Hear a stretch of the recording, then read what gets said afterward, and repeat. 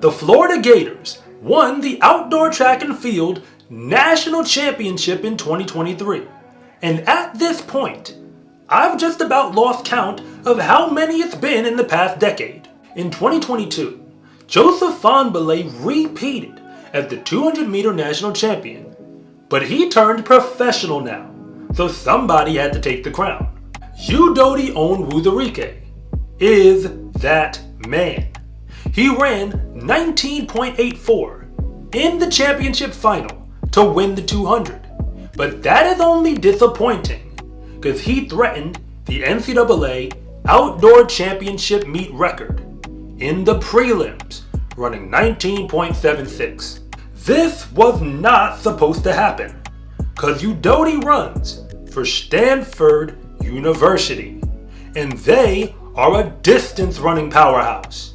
The outdoor meet in D1 has been dominated by the same few teams for more than a decade, and Stanford has never been one of them. But Udodi Onwuzurike won the NCAA 200 as a sophomore, which means with him leading them, all these smart guys at Stanford and their well-oiled distance running machine are now a legitimate threat to win the outdoor national meet going forward. And it seems that the University of Florida and all their friends in the SEC just might be powerless to stop them.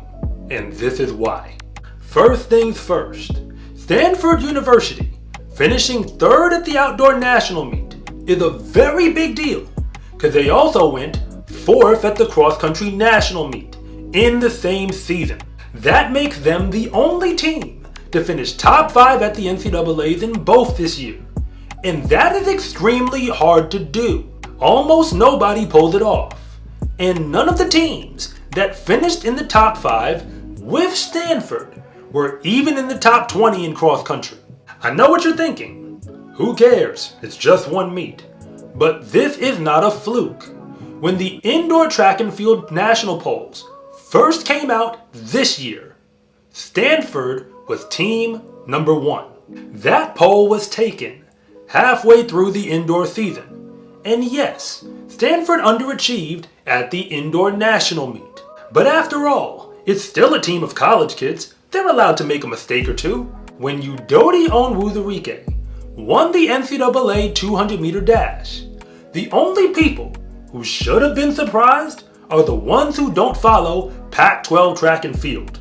From the moment he touched the track as a freshman, he was a legitimate sprinter because he ran 10.07 and 20.38 in his second outdoor meet in college. And in his freshman year, in 2022, when Joseph Fahnbulleh was winning the 200, he finished third.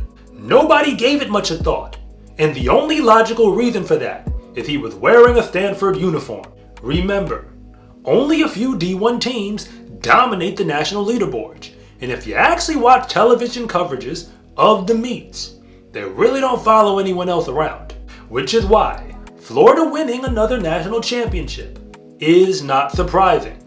Years ago, it was Texas A&M who would dominate the outdoor national meet, and schools like LSU and Arkansas never stopped doing it. All of these teams are in the SEC and are known for having great sprinters, but Stanford is in the Pac-12, so nobody was really paying attention to him, or Udodi Onwuzurike, until now. And when it comes to the national title, his success in the sprints only really matters because Stanford is so good at distance running, and they've been doing it for a long time.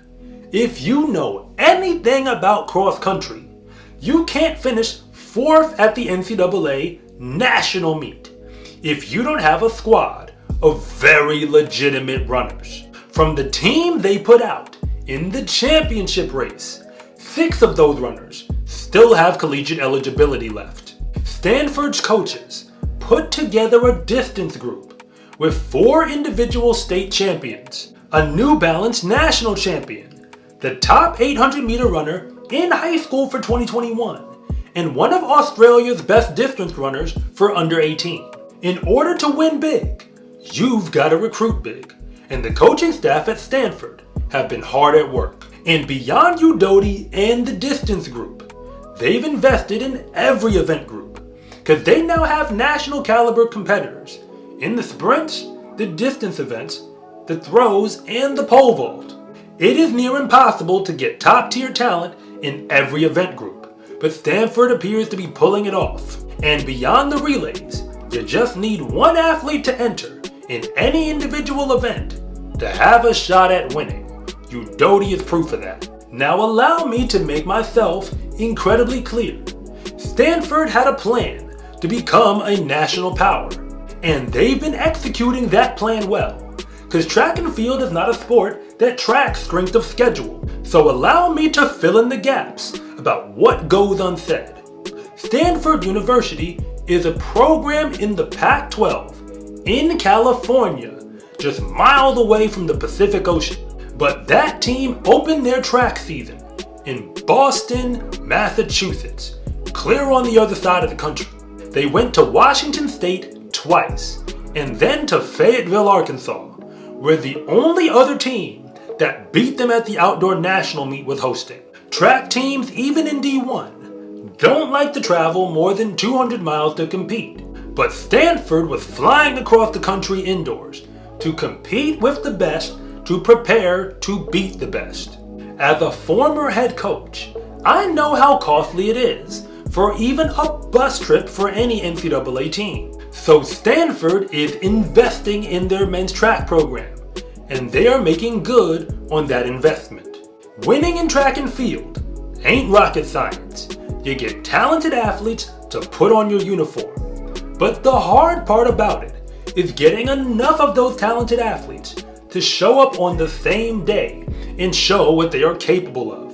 Udodi Onwuzurike is capable of a whole lot, just like the rest of his team, and Stanford recruited him to lead a team of distance superstars. Now they are better than almost anybody else in the nation, even if they're not one of the biggest names in college track and field.